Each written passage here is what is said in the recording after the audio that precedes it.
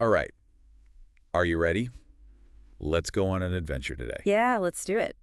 Today's deep dive is going to take us all over the world. Sounds fun. We're going to be checking out some of the most amazing historical places out there. I like it. We're going to be using a luxury travel blog called 30 Best Historical Places in the World to Visit to guide our exploration. Oh, very cool. It's a great list. Yeah, a lot of really cool spots. Yeah, full of these sites that people have been talking about forever. Oh, for sure. Centuries. Like travelers, historians, all those folks. Yeah, exactly. And it's just amazing to think about, what these places have seen. Oh, totally. Like the rise and fall of civilizations, the way that cultures have changed, and that enduring spirit of humanity. Yeah, that's what's so cool about these places. Ever. You can just feel it when you're there. Yeah. So, yeah, get ready to jump through time and across continents. All right. I'm ready when you are. Okay, cool. Let's go. Let's start with the Ancient Wonders section. Okay, first up is Angkor Wat in Cambodia. Okay. So it's not just like a temple complex. Right. It's like a whole microcosm of the Hindu universe. Oh, wow. Yeah. It's amazing. It's huge. Yeah. And so what's really fascinating about Angkor Wat is that it was actually built to represent Mount Meru, Oh. which is the mythical home of the gods in like Hindu cosmology. Oh, that's really interesting. So the layout, the moats, the towers, they all have this symbolic meaning. Wow. And it's really like a testament to how much the Khmer Empire knew Yeah. about the cosmos Yeah. and their place in it. That's awesome. So the blog article mentions some specific temples in the complex, Okay. like Bayon Temple, Mhm. which has those massive stone faces. Yeah, what about those? So what stood out to you about those? Well, those faces are pretty incredible, I think. Yeah. They're on the Bayon Temple, and they're thought to be Avalokiteshvara, Okay. who's the bodhisattva of compassion. Okay. And it's kind of like they're watching over the empire, like a kind of benevolent watchfulness. Yeah. And then there's Top Rome, Okay. where the jungle is basically taking over the temple. Oh, wow. Trees are like growing through the ruins and stuff. Okay, that's a little creepy. Yeah. But also pretty cool. Yeah, I think so. And obviously you can't go to Angkor Wat without seeing the sunrise over the towers. Yeah, I bet. That's incredible. I can only imagine. I mean, the way the light hits the temple, Yeah. it must cast these long shadows, and it probably highlights all those intricate carvings. Yes. I bet it just creates this feeling of awe and reverence. Yeah. Okay, I'm adding that to the bucket list for sure. Yeah. Okay, so let's switch gears a bit. Okay. Let's go from jungle temples to a hilltop citadel Okay. overlooking the city of Athens. Okay. Where are we going? We're going to the Acropolis. Oh, cool. Yeah, so the Acropolis is way more than just like an archaeological site. Yeah. It's really a symbol of the golden age of Athens. Wow. So this is where democracy was born. Wow. It's where philosophy flourished, Hmm. where art and theater reached new heights. Wow. It's an incredible place. I bet. And the centerpiece is the Parthenon, Okay. is that iconic temple dedicated to Athena, Yeah. the goddess of wisdom and war. Mm-hmm. So what makes the architecture so special? Well, the Parthenon is a total masterpiece of the Doric order, which is considered the simplest and most masculine of the classical Greek architectural styles. Okay. So you've got those perfectly proportioned columns, Yeah. the subtle curves of the stylobate. What's stylobate? Oh, it's the platform that the columns stand on. Okay. And then those intricate friezes that show scenes from Greek mythology. Okay. It all contributes to its beauty and architectural significance. Yeah, you can just picture all those philosophers and artists and politicians walking around there. I know. It's amazing that those ruins are still standing today. I know. It's incredible. After all this time, it's a real testament to human ingenuity and artistic brilliance. Totally. Okay, are you ready to jump to another continent? Sure, let's go. And check out a monument to a different spiritual path. Yeah, let's do it. Okay, so picture this. Okay. You're in the heart of the Indonesian jungle, Mm-hmm. and you're standing in front of this massive Buddhist temple complex Oh, wow. called Borobudur. Okay. Have you heard of it? I have heard of it. Yeah, so it's unlike anything else in the world. Wow. And the article describes it as like a journey towards enlightenment. Okay. So what does that mean in terms of the temple structure? Okay, so think of it like a 3D mandala. Okay. So as you go up through the different levels of Borobudur, Yeah. you're moving through different realms of existence. Okay. And you're encountering all these intricate carvings and statues Wow. that depict stories and teachings of the Buddha. Wow. And so the journey ends at the central dome, Okay. which symbolizes nirvana. Okay.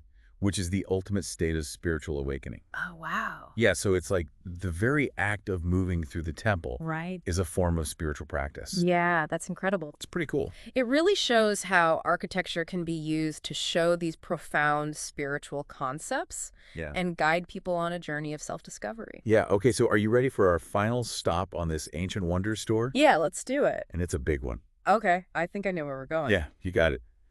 The Pyramids of Giza in Egypt. Oh, wait. So these timeless symbols of human ambition and ingenuity Absolutely. have stood for millennia. Yeah. And they still have this sense of mystery and wonder. Oh, for sure. So the Great Pyramid was built by Pharaoh Khufu Okay. around 2580 to 2560 BCE. Wow. And it was actually the tallest man-made structure in the world for over 3,800 years. That's crazy. It's great. It just, imagine the effort, the Yeah, planning, the it's sheer manpower it took to build something that massive Yeah. with only the tools and technologies they had back then.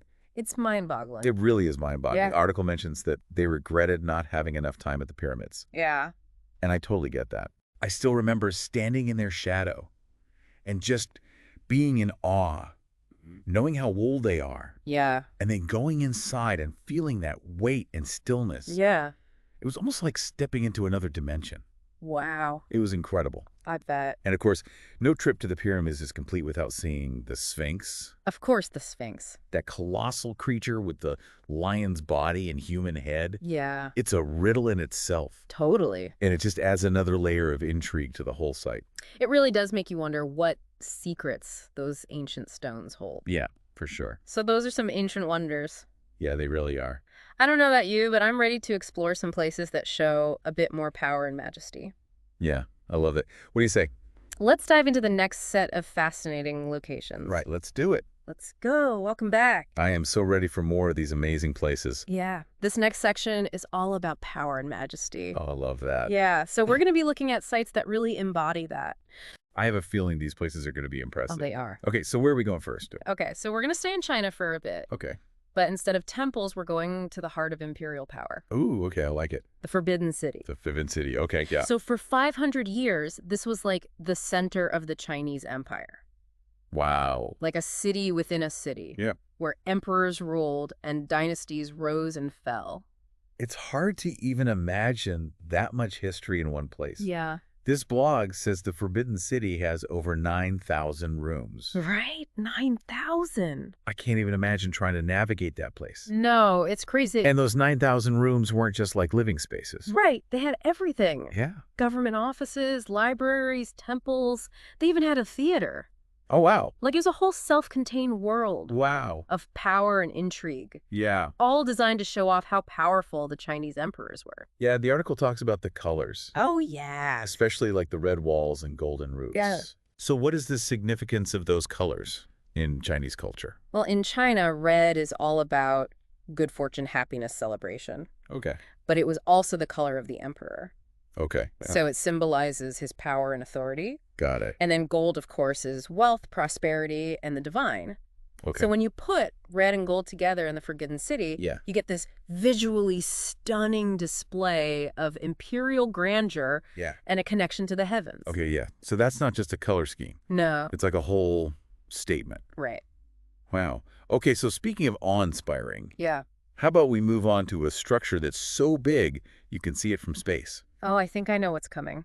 You got it. The Great Wall of China. The Great Wall. Yeah. It's over 13,000 miles long. 13,000 miles. That's longer than the entire coastline of the United States. Crazy. It's crazy. It's hard to even picture how big that is. Yeah, it's hard to comprehend. Right. And it was built over centuries by so many workers. Yeah. Talk about human perseverance and ingenuity. Totally. But it's also kind of a reminder Of what? of China's long history of needing to defend its borders. Right. From invaders. Yeah.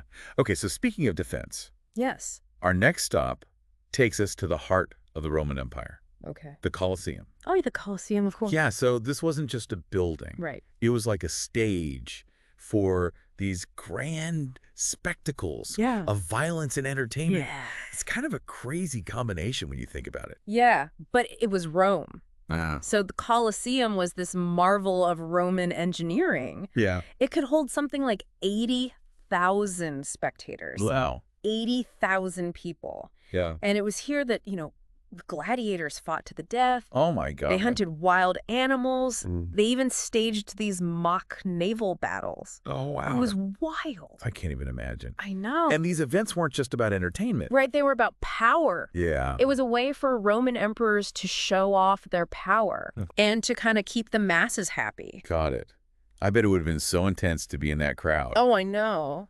Surrounded by the roar of the lions and the clash of swords. Oh, totally. It would have been a total sensory overload. Yeah. But it makes you think about What? the relationship between power, entertainment, and social control in ancient Rome.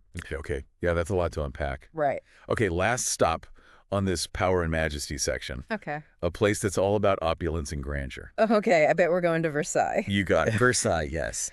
So this palace was built by Louis XIV, the Sun King. Oh, yes, the Sun King. And it was designed to be the ultimate expression of royal power and extravagance. Yeah, it was. Versailles is all about excess. Yeah. You've got the Hall of Mirrors, where sunlight streamed through hundreds of windows. Wow. Reflecting off all these gilded surfaces. Yeah. Then you've got the manicured gardens. Yeah. With their elaborate fountains and sculptures. Beautiful. And the lavish apartments fit for a king. It was all very deliberate. Yeah. Like this display of wealth and power meant to impress and intimidate. Absolutely. The article says that being there feels like you're in a historical movie. Oh, I can see that. That's so over the top. Yeah, but here's the thing. What? All that extravagance came with a price tag. Yeah, I bet. Building and maintaining Versailles was incredibly expensive. Yeah. It put a huge strain on the French economy. Yeah. And it contributed to the unrest that was building among the people. So it's not just a symbol of power. No. It's also a symbol of how excess can lead to the downfall of empires. Exactly. Wow. Okay, so are we ready to move on to some places shrouded in a bit more mystery and an intrigue? Oh, I'm ready for some enigmas. Let's do it.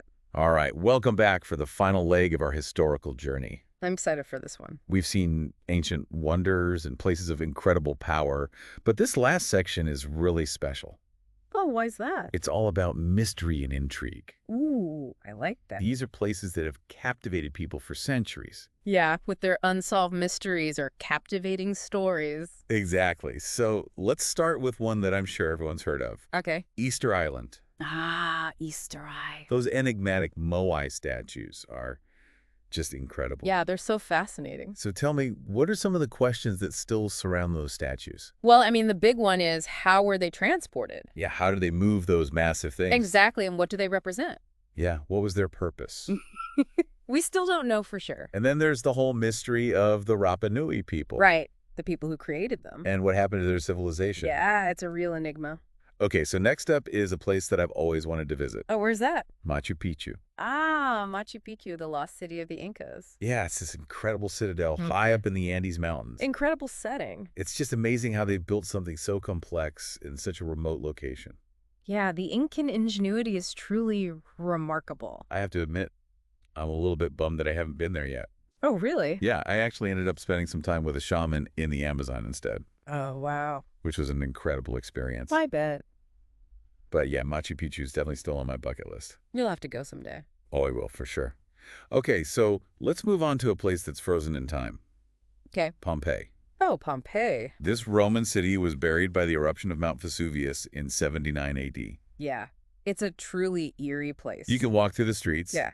and see the buildings and even the bodies. Right. Preserved just as they were. It's like stepping into a time capsule. They even have these plaster casts. Really? Yeah, that capture the exact moment of people's deaths. Wow, that's both fascinating and kind of terrifying. Yeah, it really gives you a sense of the power of nature. Okay, so our next stop takes us to England, Okay. to a site that's shrouded in mystery. Right. Stonehenge. Ah, Stonehenge. Those giant standing stones have puzzled people for centuries. Yeah, no one knows for sure what their purpose was. Yeah, or how they were even moved there. One theory is that it was used for religious ceremonies. Possibly.